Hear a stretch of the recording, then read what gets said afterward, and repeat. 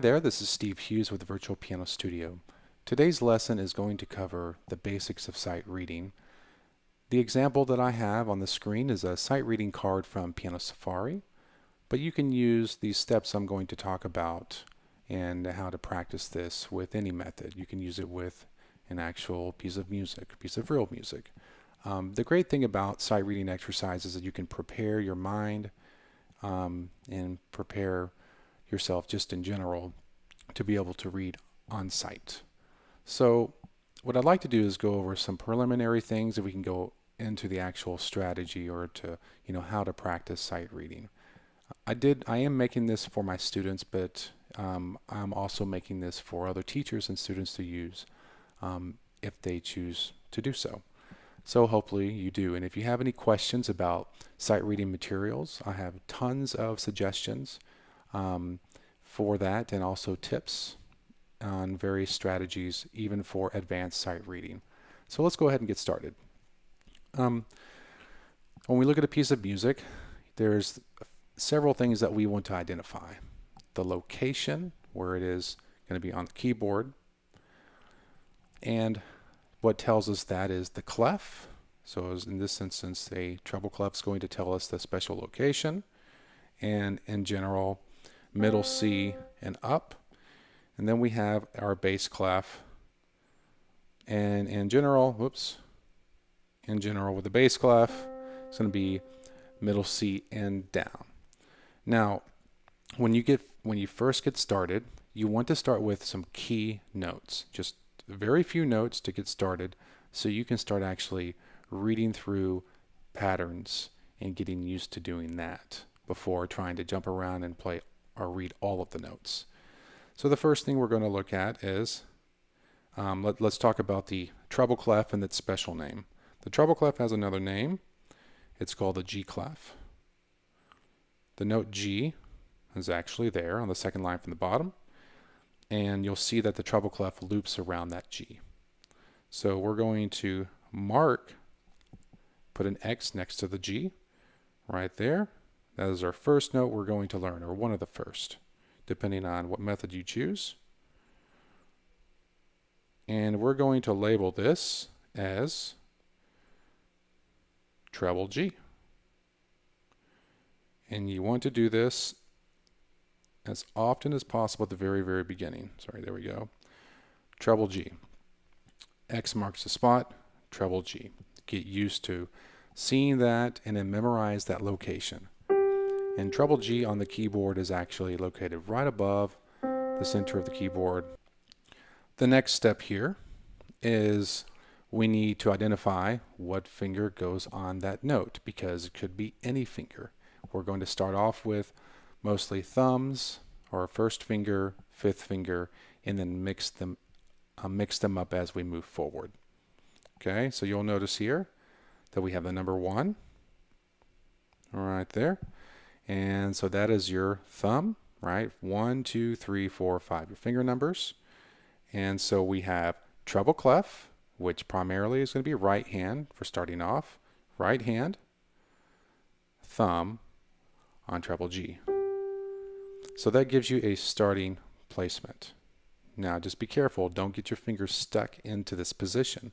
That's just going to tell you that you're going to strike that note first. All right, so we're going to go ahead and pause right there. I'm going to go ahead and erase all of this. And now we're going to talk about, what about the actual line of music? What's happening here? Don't I have to know the note names? Not necessarily. And that's the beauty of sight reading and doing it correctly. So I'm going to go ahead and mark this. Remember, this is treble G. Okay. From a line to a space, you'll notice that when we look at the staff, okay, if we actually turn the staff 90 degrees, it's just going from one, it's going to actually kind of look like the keyboard. So when we look at a line to a space, it's the very, very next note. And the term that we use for this is a second. All right, we use a second. It's going from 1 to 2, a second. And you can also call this a step. You can use these terms, you can kind of interchange them back and forth. But eventually you want to use the number because we have all different kinds of intervals. All right. So then we look at the next note. That is a second as well. Space to a line or a step. Okay. Now we look at the next note. See this pattern? We're just going up in steps until we land on this note, and you don't really need to even know what the note is because you're going to internalize this information. We're going to learn all these notes as you move forward anyways, or you will. Okay, I will let you know that we are on C at this point, and notice how they stay on the space. So you're repeating that note through this measure here. We are at this note right here. All right. Notice how it goes down in steps. Space to a line, line to a space, space to a line. You're just reading that really as just moving down in steps or down in seconds. Okay. And then we get to the end of this exercise, and you'll notice once again repeating notes. So I'm going to go ahead and zoom out here. What we have is, in general, now this is where we talk about the shape of music. You want to read in shapes, not note names, not individual beats. You want to actually kind of see the entire line so your eyes can track ahead of where your fingers are. So we can analyze this in simpler terms.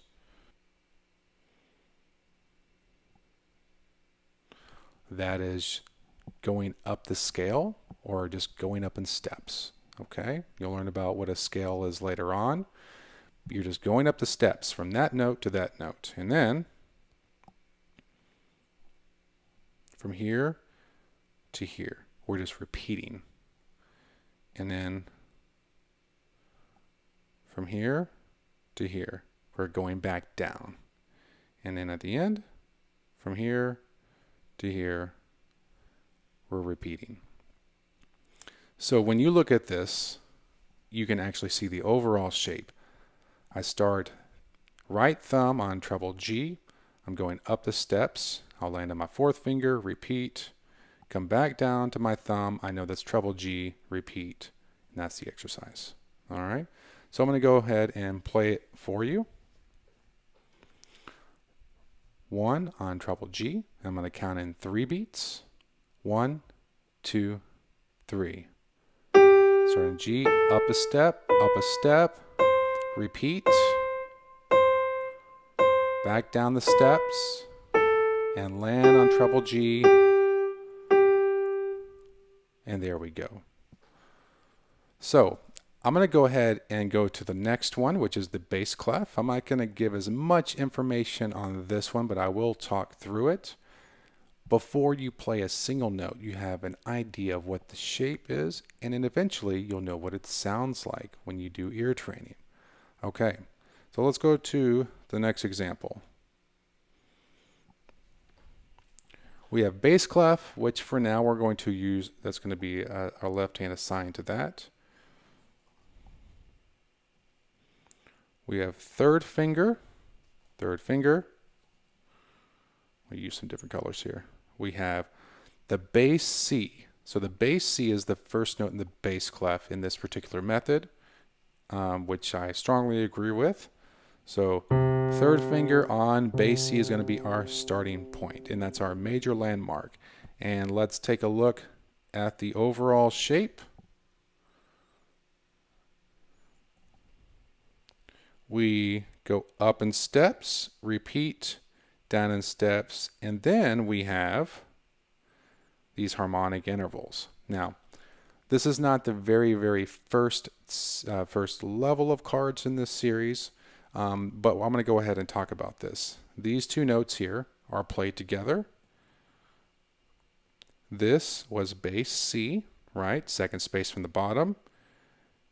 This note right there is a step above.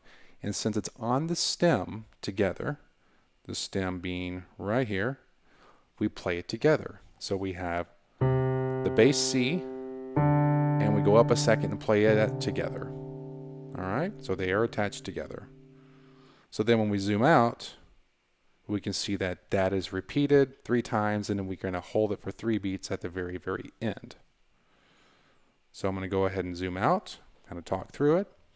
We're going to start, we're in bass clef, left hand, 3rd finger starts on bass C. 1, ready, go. Up the steps, repeat, down the step, and then a harmonic second play together. 1, 2, 3.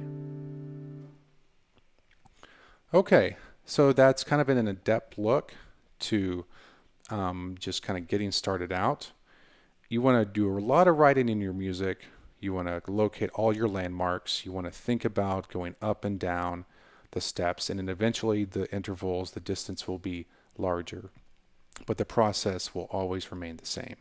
Okay, and then the idea is do more mental work at first. Have a very, very good idea of how you're going to play it before you play a single note. I will say another great practice tip is to do what I call imaginary play,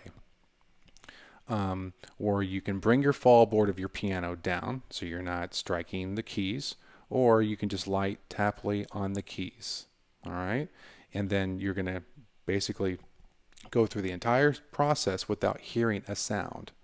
So I'm just tapping, and so I won't even hear any mistakes. So a lot of times when you do this at the very, very beginning, you play, you make a mistake, and of course that's going to deter you a little bit. And of course you want to keep momentum and keep going and not start over. Keep your eyes on the music at all times and try to get your eyes tracking a little bit ahead of your fingers. But for now, really the main thing, just getting started, landmarks, your clef, pay attention to the finger number, and then make sure that you're reading the line to space relationship very, very carefully, and then starting to grow that into more than just 2 notes, starting to see 3 and 4 note patterns, and then letting your eyes track ahead of your fingers. Hope you enjoyed this segment. I will follow up with another different segment at a later point. Thank you very much.